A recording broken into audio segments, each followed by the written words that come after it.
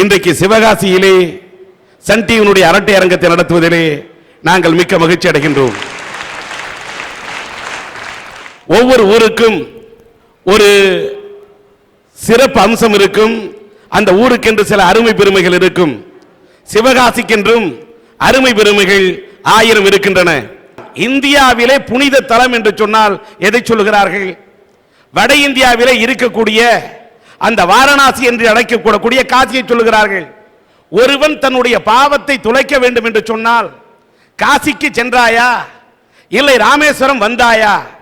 வட இந்தியாவிலே காசியை சொல்லுகிறார்கள். வாழ்க்கையில் செய்த பாவத்தை போக்க வேண்டும் என்று சொன்னால் அந்த திருத்தலம் தான் காசி. அந்த காசி பெயரை தாங்கி எத்தனை காசி உண்டு என்று சொன்னால் அங்கே வடகாசி, இன்னொன்று தென்காசி, அதுக்கு அடுத்து இருக்கும் ஒரே காசி, அது எங்களது சிவகாசி. 14ஆம் நூற்றாண்டிலே 1428ஆம் ஆண்டு தொடங்கி 1460ஆம் ஆண்டு வரை இந்த தென்காசியை தலை நகரமாக மையமாக கொண்டு ஆண்டு கொண்டு வந்திருந்தானே ஹரிகேசரி, அந்த பராக்கிரம பாண்டியன். அந்த பராக்கிரம பாண்டியனுக்கு ஒரு தலையாய ஆசை, ஒரு தனியாத தாகம். வடகாசியிலிருந்து வாரணாசியிலிருந்து ஒரு சிவலிங்கத்தை கொண்டு வந்து தென்காசியிலே பிரதிஷ்டை செய்ய வேண்டும் என்று ஒரு கனவு கண்டான்.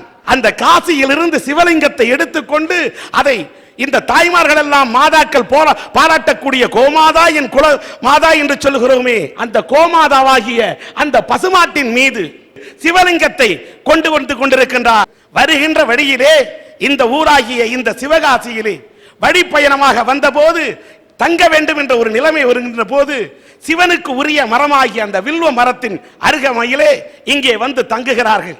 இரவு தங்கிவிட்டு காலை உதயமானவுடன் புறப்பட வேண்டும். தங்குகின்ற நேரத்திலே காலையிலே புறப்பட நினைத்தால் பசுமாடு புறப்பட மறுக்கின்றது, படுத்துக்கொண்டு எழுந்துவிட மறுக்கின்றது. சிவலிங்கம் இங்கேயே தங்கிவிடுகிறது. இந்த இடத்தை விட்டு நகர மறுத்து விட்டது. இங்கே சிவலிங்கம் தங்கியவுடன் பராக்கிரம பாண்டியன் பார்த்தான், இது இறைவனுடைய உத்தரவு, ஆண்டவன் கட்டளை என்று எண்ணி இங்கேயே அந்த சிவலிங்கத்தை அவன் நிர்மாணிக்கின்றான். அது ஒரு ஸ்தலமாக, இது ஒரு புனித தலமாக உருவெடுக்கின்றது. அப்படி காசியில் இருந்து சிவன் வந்த காரணத்தால் காசியும் இருக்க சிவனும் இருக்க காசி சிவன் காசி சிவன் என்பது உருவெடுத்து மருவி அது சிவகாசி என்று உருவானது. இதுதான் சிவகாசியின் வரலாறு. காசிக்கு சென்று அந்த காசி விஸ்வநாதரை தரிசிக்க வேண்டும் என்று நினைத்தால், காசி விசாலாட்சியை தரிசிக்க வேண்டும் என்று நினைத்தால், அங்கே செல்வதற்கு பதில் அங்கே செல்ல நினைத்தாலும் உங்களுக்கு உத்தமம் தான், அதில் புனிதம் தான், பாவம் போகும் தான். அதை போல இன்னொரு இடம் இந்த சிவகாசி. அப்படிப்பட்ட இந்த புனித தலமாகிய சிவகாசியிலே பிறப்பதே ஒரு பாக்கியம், இருப்பதே அதைவிட பாக்கியம். அதைவிட இங்கே அரட்டை அரங்கம் நடத்துவதோ எங்களுக்கு பாக்கியத்திலும் பாக்கியம். இங்கே எத்தனை புனித தலங்கள். வருகின்ற வழியிலே பார்க்கிறேன் பத்திரகாளி அம்மன் கோவில், அதே போல் இருக்கன்பட்டியில் இருக்கக்கூடிய அந்த அம்மன் கோயில் மற்றும் அம்மன் கோவில் பட்டியலை பார்த்தால் அங்கே மாரியம்மன் கோவில். அந்த மாரியம்மன் கோவில் ஒரு பக்கம் இருக்கின்றது. இன்னொரு பக்கம் பார்த்தால் புனித லூர்து அன்னையுடைய அந்த ஆசி சர்ச் இருக்கிறது. முஸ்லிம்கள் தெருவில் இருக்கக்கூடிய அந்த பள்ளிவாசல் இருக்கிறது. எம்மதமும் சம்மதமும் மும்மதமும் சம்மதம் என்று சொல்லக்கூடிய 3 மதங்களின் அடையாள சின்னமாக மதங்களின் நல்லிணக்கத்தை சொல்லக்கூடிய அம்மன் கோவில் பட்டி இருப்பதும் இந்த சிவகாசி என்று சொன்னால் மிகையாகாது. எல்லாத்துக்கும் மேல இந்த சிவகாசிக்கு இன்னொரு பெருமை அருமை இருக்கிறது என்று சொன்னால், வாடிய பயிரை எல்லாம் கண்டபோது வாடினேன் என்று வள்ளலார் சொன்னாரே, அந்த வள்ளலாரை போல அருள் கொண்டு பொருளில்லாருக்கு இந்த உலகத்தில் ஏழை எளிய மக்களை வாழ வைக்க வேண்டும் என்று மதிய உணவை படைத்து எல்லோருக்கும் இலவசமாக கல்வியை தந்து இலவச கல்வியை தந்த இந்த நாட்டு மக்களின் கர்ம வீரராக இருந்து சிவகாமி பெற்றெடுத்த சிவகாமி மைந்தராக இருந்து ஏழை எளிய மக்களுக்கெல்லாம் கல்வி கண்ணைக்கு திறந்து வைத்தாரே, இந்த தமிழ் மண் கண்டெடுத்த கருப்பு வைரம். பொன்னை நாடார், பொருளை நாடார், மண்ணை நாடார், மரத்தை நாடார், அறத்தை மட்டுமே நாடுவேன் என்று எதையும் நாடாமல் வாழ்ந்துவிட்டு நாடாண்டு விட்டு சென்ற மக்களுடைய இதயங்களை ஆண்டு விட்டு சென்ற அந்த கர்ம வீரர் காமராஜர் பிறந்த அந்த விருதுநகர் இருப்பதும் எங்களுடைய சிவகாசிக்கு அருகாமையில் என்று சொன்னார் அது பெருமைக்குரிய விஷயம். 1960ஆம் ஆண்டு இந்தியாவிலே எங்கே பார்த்தாலும் வேலையில்லா திண்டாட்டம். இந்த வேலையில்லா திண்டாட்டத்தில் இந்தியாவே திண்டாடி கொண்டிருக்கிறது. அப்படிப்பட்ட சூழ்நிலையில் யாருக்கும் வேலை இல்லை, படித்தவர்கள் அல்லற்படுகிறார்கள். ஆனால் இந்தியாவிலேயே தென்னிந்தியாவிலே இந்த சிவகாசி மண்ணிலே தான் இங்க இருக்கக்கூடிய மக்கள் எத்தனை நாளைக்கு வேலை கிடைக்கவில்லை என்று வாழ்வோம் என்று சொல்லி சுய வேலை வாய்ப்பை உருவாக்கி கொள்வோம் என்று சுறுசுறுப்பாக தேனீக்களை போல தீப்பெட்டி தொழிற்சாலை என்றும் அச்சு கூடங்கள் என்றும் பட்டாசு தொழிற்சாலை என்றும் ஆங்கெங்கே தொழிற்கூடங்களை நிறுவி இதை ஒரு குட்டி ஜப்பானாக உருவாக்கிய காரணத்தால் தான் அப்பொழுது இந்தியாவின் பிரதம மந்திரியாக இருந்த நம்முடைய பண்டிட் ஜவஹர்லால் நேரு அவர்கள் இந்த சுறுசுறுப்பாக இருக்கக்கூடிய தேனீக்களை போல செயல்படக்கூடிய இந்த மக்களை பார்த்துவிட்டு இதை ஒரு குட்டி ஜப்பான் என்று அழைத்தார். அப்படிப்பட்ட குட்டி ஜப்பானாக இந்த சிவகாசி உருவாகியது என்று சொன்னால் அதற்கு காரணம் அன்றைக்கு இருந்த ஜவஹர்லால் நேரு அவர்களால் போற்றப்பட்ட அற்புதமான இடம்தான் இந்த சிவகாசி. இந்தியாவிலே உருவாக்கப்படக்கூடிய தீப்பெட்டி என்று சொன்னால் தீப்பெட்டியிலே இன்றைக்கு 80% தீப்பெட்டிகள் உருவாக்கப்படுவது இந்தியாவிலேயே இந்த சிவகாசியில் தான். அதை போல தீபாவளி என்று சொன்னால் குழந்தைகள் பட்டாசு வெடிக்கின்றார்கள். அது என்ன பட்டாசா? இல்லை, பட்ட ஆசையை வெடிக்கின்றார்கள். அதனால் தான் அது பட்டாசு. அந்த ஒரு நாள் ஆடை கிடைக்கிறதோ இல்லையோ, ஆனால் அந்த பட்டாசை வெடிப்பதில் இந்த குழந்தைகளுக்கு தான் எத்தனை குதூகலம். அப்படிப்பட்ட அந்த பட்டாசுகளை உருவாக்குவதிலே இந்தியாவிலே 90% விழுக்காடு பட்டாசுகளை உருவாக்கக்கூடிய தளமாக இருப்பது எங்களுடைய சிவகாசி.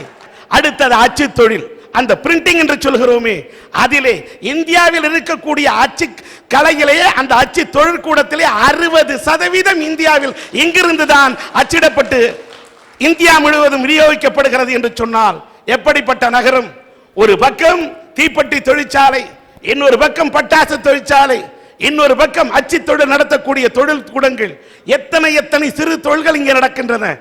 இதிலே தொழில்கள் நடப்பதால் தொழில் நகரம் மட்டுமல்ல, எங்கும் தரம், எதிலும் தரம், எப்போதும் தரம், வாழக்கூடிய வாழ்க்கையிலும் தரம், கொடுக்கக்கூடிய பொருளிலும் தரம் என்று இன்றைக்கு தரம் உயர்ந்து வாழக்கூடிய மக்கள் வாழக்கூடிய நகரம் தான் இந்த சிவகாசி. புரட்சி தலைவர் எம்ஜிஆர் அவர்களால் திறந்து வைக்கப்பட்ட வைப்பாற்றின் குறுக்கே கட்டப்பட்டிருக்கக்கூடிய அந்த வெம்பக்கோட்டை அணை கட்டி இருப்பதும் இந்த சிவகாசியில் தான். அந்த அளவுக்கு பேர் பெற்ற இந்த சிவகாசியை இந்த அரட்டை அரங்கத்தை நடத்துவதிலே நாங்கள் மிக்க மகிழ்ச்சி அடைகின்றோம். ஒவ்வொரு ஊருக்கும் ஒவ்வொரு தலைப்பு எடுத்துக் கொண்டோம். ஆனால் இன்றைக்கு சிவகாசியிலே ஒரு தலைப்பு. என்ன தலைப்பு? இன்று பெரும்பாலான மக்கள், ஒன்று, மத்தாப்பு கவர்ச்சியில் மயங்கி கிடக்கிறார்களா? 2, சமூக அநீதிகளை கண்டு சரவெடியாய் வெடிக்கிறார்களா? இல்லை. 3, தடைக்கற்களை தகர்த்து ராக்கெட்டாய் உயர பறக்கின்றார்களா? இல்லை. 4, என்ன சார் வாழ்க்கை, எல்லாம் புஸ்வானம்தான். இப்படி 4 தலைப்பு. இந்த 4 தலைப்பை கொண்டு இங்கே இந்த பேச்சாளர் உங்களிடத்தில் உரையாற்ற இருக்கின்றார்கள். ஐயா, வாழ்க்கையில சந்தோஷமா சிரிச்சு பேசி 1 வருஷம் ஆச்சுங்க ஐயா. ஏன்னா எனக்கு கல்யாணம் முடிஞ்சு இன்னைக்கோட 1 வருஷம் ஆச்சுங்க ஐயா. பொண்டாட்டி கிட்ட பேசுனா பெத்தவா இந்த பக்கத்து முடிய பிடிச்சிருக்கிறாயா, பெத்தவா கிட்ட பேசுனா பொண்டாட்டி இந்த பக்கத்து முடிய பிடிச்சிருக்கிறாயா. 2 பேருக்கு நடுவுல மாட்டிக்கிட்டு என் மண்ட முடியெல்லாம் மிஞ்சி போய் இந்த 32 வயசுல என் வாழ்க்கையே வழுக்கையாயி ஒட்டு முடிய ஒட்டிக்கிட்டு உள்ளத்துல சோகத்தை வச்சுக்கிட்டு என்ன சார் வாழ்க்கை, எல்லாமே புஸ்வானம் தாயா. அட பாவிகளா பேசுறீங்க, ரொம்ப டாப்பா நினைச்சா தலையில வைக்கிறீங்களா டோப்பா. நம்ம நிலைமை தான் இப்படி இருக்குது. பக்கத்து வீட்டுக்கார எப்படிக்கான அவனை பார்க்க போனா அவன் டவுஸோட நின்றுக்கிட்டு இருக்கான். என்னடா தம்பி ஆச்சு அப்படின்னு கேட்டேன். என் பொண்டாட்டிக்கு அம்மாவுக்கு நடந்த சட்டையில பொண்டாட்டி சட்டையை உருகிட்டா, அம்மா வேட்டியை உருகிட்டா, நான் டவுசரோட நிக்கிறேன்னு சொன்னாயா. வாடா தம்பி நீ நம்ம ஜாதி அப்படின்னு கூப்பிட்டு அவன் அடுத்த வீட்டுல போய் பார்த்தா அடுத்த வீட்டுக்கார அம்மனமா நிக்கிறாயா. என்னடா ஆச்சு உன் பொழப்பு அப்படின்னு கேட்டா, என் புள்ள இருந்த டவுசரையும் உருகிட்டு விட்டாயா அப்படிங்கிறாயா. இன்னைக்கு சமுதாயத்துல ஒட்டுமொத்த குடும்பங்களும் இப்படித்தான் நம்ம வாழ்க்கைய புஸ்வானமாக்கி போயிட்டு இருக்காங்க. ஐயா, இன்னைக்கு பெரும்பாலான மக்கள் மத்தாப்பு கவர்ச்சியில மயங்கிட்டாங்க கிடக்குறான். உலகத்திலேயே கேவலமான விஷயம் எது தெரியுமா? கவர்ச்சின்னு தெரிஞ்சும் அதை போய் பார்க்கறான் பாருங்க, அதுதாங்க கேவலமான விஷயம். இப்போ என்னெல்லாம் பாருங்க, பொண்ணு பார்க்க வந்தாங்க. நான் எப்படி இருக்கேன்? நச்சுன்னு நமீதாமா இருக்கேன். புஷ்ஷுன்னு குஷ்பு மாதிரி இருக்கேன். என்ன பார்த்து மாப்பிள்ளையோட அம்மா பிள்ளை கொஞ்சம் ரோலர் மாதிரி இருக்கேன்றுச்சு. எனக்கு கோவம் வருமா வராதா? இப்போ அது கவர்மெண்ட் ஹாஸ்பிட்டல் அட்மிட் பண்ணியிருக்காங்க. என்ன ரோலர்னு சொல்லிச்சுல, படுக்க வச்சு உருண்டுட்டேன். நீ ஏன் கை தட்டுன்னு எனக்கு தெரியும். நீயே ஒன்னு அஜித் குமார் நினைச்சிட்டு இருக்கும் போது அந்த ஏன் நினைக்காது? ஐயா ஐயா, திருச்சியில ஒரு நகைக்கடை திறந்தாங்க. நகைக்கடை திறப்பு விழாக்கு நமீதா வர்றாங்க. நமீதா வர்றாங்கன்னே திருச்சியே பெரிய டிராஃபிக் ஜாம். வண்டி போகவும் வழி இல்லை, வரவும் வழி இல்லை. இப்போ அங்கே என்ன பிரச்சனைனா, நமீதாக்கா தலைவாணிக்கு உர போட்ட மாதிரி சுடிதாரை முழுக்க மூடிட்டு வந்துருச்சு. அதில் இந்த இளவட்டங்களுக்கு ஒரு கவலையும் இல்லை. 60 வயசு கிளம் ஒரு பாய்ஸ் இருந்தா குடுமா குடிச்சிட்டு சாவுறேன், இதை பார்க்கறதுக்கா இங்கே வந்தேன் அப்படிங்குது. அப்படி இருக்கு இன்னைக்கு கவர்ச்சியில மயங்கி போய். இப்படி பக்கத்துல உட்காந்து போய் சொல்லப்படாது. சூப்பர் பிகர் நான் ஒரு அல்டிமேட் ஸ்டார் அஜித் குமார் மாதிரி இருக்கேன் நீங்களே சொன்ன பிறகு இவங்க அசின் மாதிரி உடையில பிசின் மாதிரி இருக்கு. பார்த்து வெளியில போ. உன்னையெல்லாம் நீ அஜித் குமார்னு சொல்லிட்டு காட்டாத தலை ரசிகன் வந்தானா நீ தலையே காட்ட முடியாது. அதனால தான் ஐயா சொல்றேன், எல்லாரும் இந்த கவர்ச்சிக்கு மயங்கினதுனால எல்லா மக்களும் கவர்ச்சியில மயங்கி போதையா கிடக்குறான். ஐயா, இன்றைய பெரும்பாலான மக்கள் தடைகளை தகர்த்து ராக்கெட்டா உயர பறக்குறாங்கன்னு நான் சொல்றேன். ஐயா, 18 வயசு பொண்ணு நான் மட்டும் இல்ல, 8 வயசு பிள்ளையும் உட்கார்ந்துருக்க அந்த வார்த்தையை சொல்ல. எங்களுக்குள்ள உள்ள தன்னம்பிக்கையை பாருங்க. நீ 18 அவள் 8, ஆனால் நீங்கள் மலர துடிக்கின்ற மொட்டு. நீங்கள் பெற வேண்டும் நல்ல கை தட்டு. வாழ்க்கை வாழ்றதுக்கு கடவுள் கொடுத்த இந்த வாழ்க்கையில ஏகப்பட்ட தடைகள் வரதான் செய்யும். வர்ற தடைகள் எல்லாம் ஒவ்வொரு படிக்கெல்லாம் மாத்தினா நம்ம நல்லா முன்னேறுவோம்.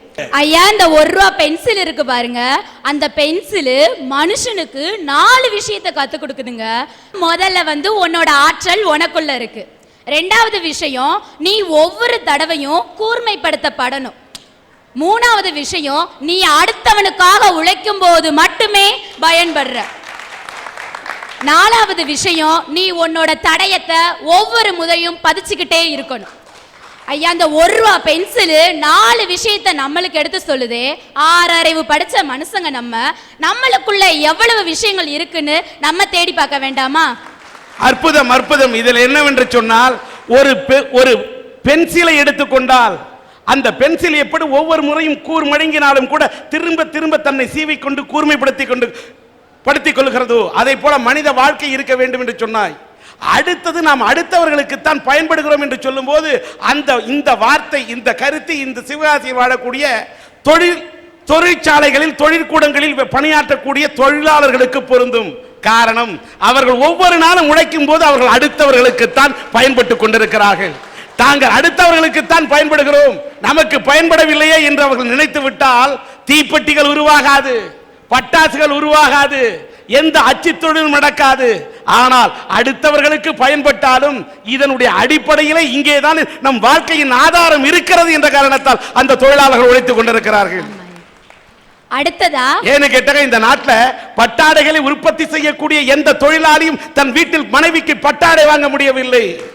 பட்டாசுகளை ஊருக்கு உலகத்துக்கு ஏற்றுமதி செய்யக்கூடிய அளவுக்கு உருவாக்கக்கூடிய ஒரு ஏழை தொழிலாளி தன்னுடைய குழந்தைகளுக்கு பட்டாசு வாங்கி கொடுக்க முடியாத நிலை. இதுதான் ஏழை தொழிலாளர்களுடைய உண்மையான நிலை. சொல்லுமா. இப்படிப்பட்ட சமுதாயத்துல இப்படி புலம்புற மனுஷங்களுக்கு நடுவுல ஒரு பொம்பளை பிள்ளை பிறக்கிறது ரொம்ப கஷ்டங்க. அந்த பொம்பளை பிள்ளை பிறக்க போதுன்னு தெரிஞ்சு அதை எப்ப கொல்லணுங்கிறதுக்காகவே எப்ப பிறக்கும்னு காத்துட்டு இருக்க கூட்டம் தெரியுது. தப்பு செய்யறானா, உனக்கு செய்யறானா, அதை தாண்டி போய்கிட்டே இரு, அதை ஒரு பெரிய விஷயமா நினைக்காதுன்னு பாரதியார் எங்களுக்கு ஊட்டி வளர்த்தாரு. நாங்க இன்னைக்கு தடைகளை தகர்த்து வந்து நிக்கிறோம். அற்புதம் தாயே, நீ தடைகளை தகர்த்து நிற்கிறோம் என்று சொல்லுகிறாய். இங்கே நீ சொன்னாய் பார்த்தாயா, ஒரு பெண் குழந்தையாய் பிறப்பதே அரிது.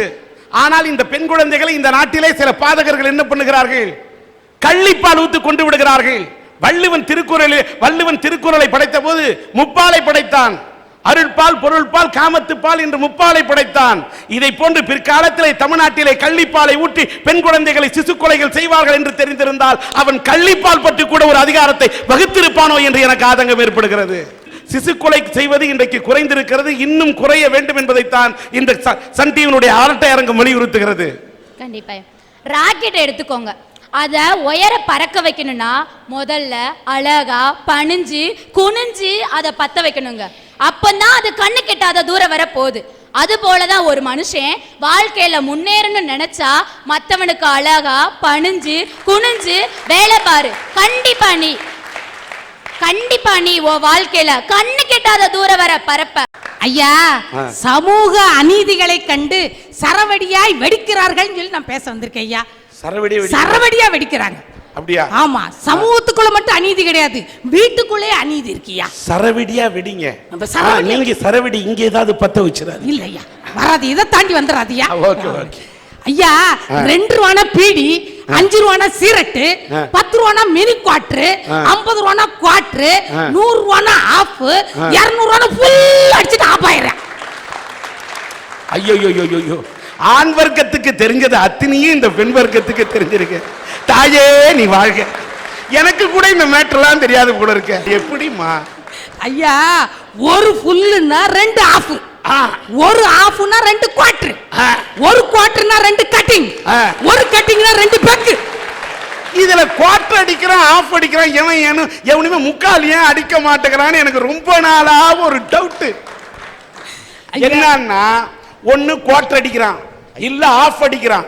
இந்த முக்கால அடிச்சதுமே அதை பார்த்த உடனே முக்கால அடிச்ச பிறகு இன்னும் காலை ஏன் வைக்கணும், ஒரு கால் ஏன் இருக்கணும்னு எடுத்து ஃபுல்லா அடிக்கிறான் போல இருக்கு. ஐயா, இந்த இன்னொன்னு, அந்த அம்மா ஏதோ குவார்டரை பத்தி பேசுறாங்க, கட்டிங்ஸ் பத்தி பேசுறாங்க, ஆஃப பத்தி பேசுறாங்க. இப்ப என்ன உனக்கு பிரச்சனை? ஐயா, ஆஃபுக்கும் கட்டிங்க்கும் ஆம்பளைக்கு சம்பந்தம் இருக்கு. இந்த அம்மா இப்படி சரவடியா வெடிச்சா வீட்டுல புருஷன் அடிச்சுட்டு புஷ்வானம் ஆயிருதான். எதுக்கு நாங்க அடிக்கோம்? 300 ரூபா கொடுத்து நேர பியூட்டி பார்லருக்கு போறாங்க. போய் சவத்தை சாத்தி போட்ட மாதிரி இவளை சாத்தி போட்டு முகத்தில் சுண்ணாம்பு தடவி வெள்ளரிக்காவை 2 வச்சு பிளிச்சிங் போடணும்னு காரி மோரையில துப்பி 300 ரூபா கொடுத்து புருவ மயிரை பிடிக்கிட்டு வரா. நாங்கள் 75 ரூபா கொடுத்து அடிச்சா என்ன தப்பு? ஐயா, கூந்தலில் இருக்கிறவங்க அள்ளி முடிகிறாங்க. ஆமா, உனக்கு இதான் எதுவுமே இல்லையே. பிடிக்கிட்டாள் ஐயா. உனக்கு ஏன், எதுக்கு ஏன் இல்லாம போச்சு? ஏன் ஏறி போச்சு? ஞாயிற்றுக்கிழமை 1000 வேலைன்னா என் தலைமுடிய ஆஞ்சிட்டாள் ஐயா. நான் என்ன செய்ய? ஐயா, ஆஃப் அடிச்சுட்டு ஃபுல்லா வர்றானா ஃபுல் அடிச்சுட்டு ஆஃப் ஆயிடுறான். இந்த தண்ணி போடுறதுல 4 வகை குடிகாரங்க இருக்கு ஐயா. 4 வகை இருக்கு.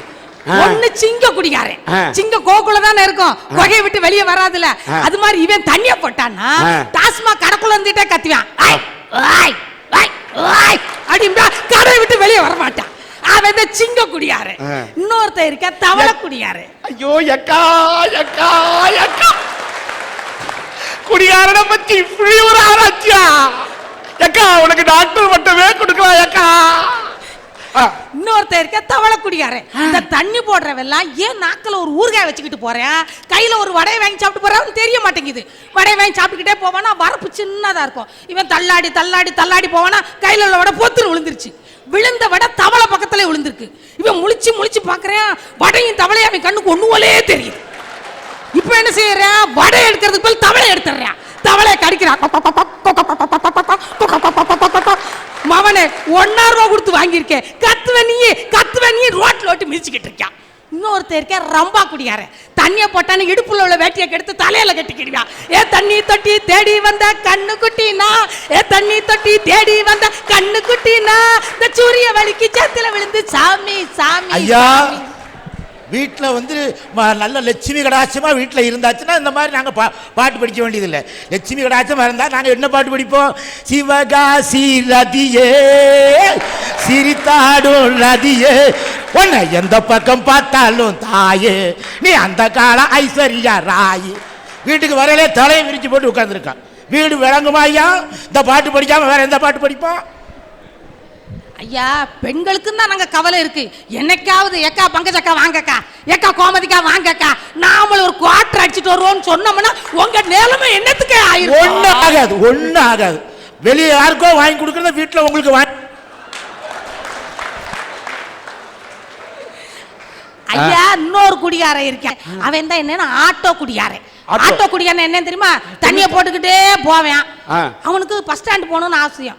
ஆட்டோ கரெக்டா போய் கேட்பேன், ஏன் பஸ் ஸ்டாண்டுக்கு வருவியா? வர்ற எவ்வளவு? 30 ரூபா. சரி சொல்லி ஆட்டோல ஏறி உட்காந்துக்கிடுவேன். ஆட்டோக்காரர் கரெக்டா கொண்டு போய் பஸ் ஸ்டாண்ட்ல இறக்கி விட்டுருவாரு. ஏ நீ யாரை ஏமாத்த பாக்குற? 30 ரூபா கொடுத்துருக்கேன், அதுக்கு முன்னேமா பஸ் ஸ்டாண்ட் வந்துருச்சு, நான் இறங்க மாட்டேன்.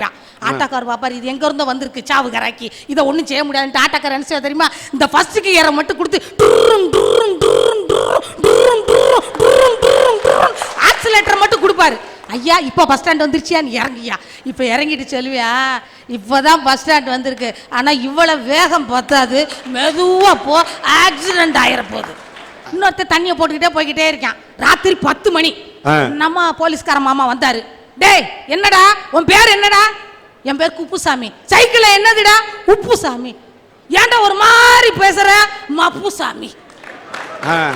இப்படி தண்ணி, அதாவது தண்ணிய போட்டு உடனே அந்த போலீஸ்காரர் ஒன்ட்ட பேசுறது தப்பு சாமி அப்படின்னு நானே ஐயா ஒரு நிமிஷம். உண்மையிலேயே தண்ணி அடிச்சவங்க கூட இவ்வளவு கரெக்டா பேச மாட்டான் ஐயா. அப்படியே இருக்கே ஐயா. பார்த்த அனுபவம் தாயா ஐயா, பார்த்த அனுபவம் தாயா எனக்கு, வேற ஒண்ணும் இல்லையா. பார்த்ததுலயே சரக்கு இந்த அளவுக்கு வாசமாக்கி இருக்குதுன்னா சாப்பிட்டவங்களோட ஏத்தம் எப்படி இருக்குன்னு பார்த்துக்க ஐயா. இப்படி தண்ணியை போட்டவன மனைவிதாயா தேடி போவா. இது எந்த தவளைக்குள்ள படுத்து கிடக்குன்னு தெரியலையே, எந்த பண்ணிக்குள்ள இந்த பண்ணி படுத்து கிடக்குன்னு தெரியலையே. கணவனை ராத்திரி 10:30க்கு தேடிட்டு போவா. இந்த பண்ணியை கூட்டிட்டு வருவா, டேபிள்ல உட்கார வச்சு அவனுடைய போதையை இறக்கணும்ல, அதுக்காக 1/2 கிளாஸ் மோரை குடிக்க கொடுப்பா. அடுத்து 1/2 எலுமிச்சம்பழத்தை தலையில தேப்பா.